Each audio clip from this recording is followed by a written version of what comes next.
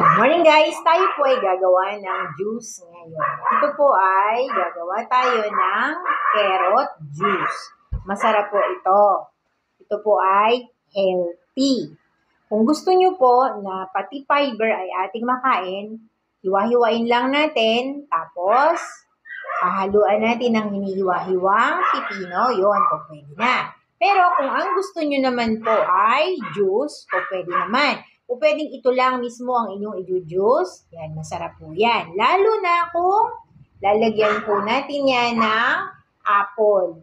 Ang pinakamasarap po na combination ay ito, carrot and apple juice. Pero po pwede nyo naman na iyan ay sasamahan din ng cucumber at saka po itong apple. So, apple, cucumber, and carrot juice. So, yan po guys ay masarap, healthy na,